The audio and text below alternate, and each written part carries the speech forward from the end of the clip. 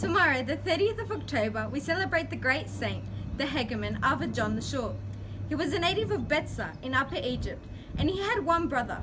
His parents were righteous and God-fearing people, rich in faith and good deeds. From the age of 8, he desired the monastic life and wished to forsake the world and all its lusts. He went to the desert of Shahid, and there he met a tired old man named Pema. John asked Pema to allow him to stay with him.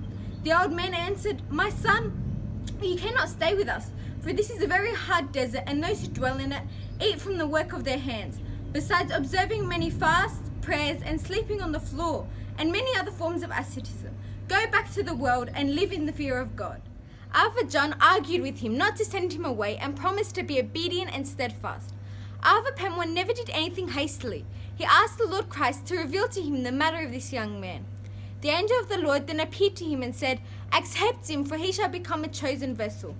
Pema bought him, and he shaved the hair of his head. He laid out the garb of the monk and prayed over his clothing for 3 days and 3 nights. When he put the garb on him, he saw an angel making the sign of the cross over it.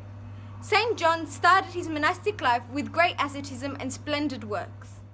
One day, Pema wanted to test this young saint, so he expelled him from his cell, saying, "I cannot live with you." Ava John stayed out by the door of his cell for 7 days. Every day, Pema went out to smote him with a palm branch, and Ava John bowed down before him, saying, "I have sinned." On the 7th day, the old man went out to go to the church, and he saw 7 angels with 7 crowns placing them on the head of Ava John. Since that day, he was held by him in honor and reverence. One day, Pema found a piece of dry wood and gave it to Ava John, and said to him, "Take this wood, plant it, and water it." So St. John obeyed and went watering it twice a day, even though the water was about 12 miles away from the place where they lived. After 3 years, the piece of wood sprouted and grew into a fruitful tree. Pema took some of that fruit and went around to all the elder monks, saying, "Take, eat from this fruit of obedience." Pema fell sick for 12 years, and Ava John served him through all this time. When Pema was about to die, he gathered together the elder monks, and he held the hand of Ava John and gave him to them, saying, "Take him and keep him, for he is an angel, not a man." It happened when the father, the patriarch, Ava Theophilus, was ordaining Ava John hegumen, an abbot over his church, and as he placed his hand over his head, a voice from heaven was heard by the people present, saying, "Axios, Axios, Axios, worthy, worthy, worthy."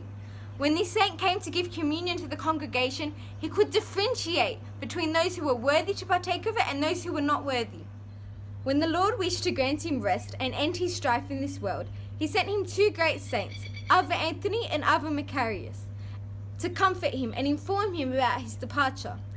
On the eve of Sunday, he fell sick and sent 2 of his attendants to bring him something from the village. The angels and the hosts of saints came and received his pure soul and took it up to heaven. His prayers be with us all, and glory be to God forevermore. Amen. Many teenagers resist obedience because they perceive this virtue as lack of freedom. They find it limiting, restraining, and conflicting with their own desires. Consequently, they resort to rebellious behavior, flaunting what they think is freedom by the disobedience of parents, elders, the church, and sometimes God. The life of St. John the Short, who was only 18 years old when he started his monastic life, is an excellent example of the rich rewards of obedience and in the life of youth.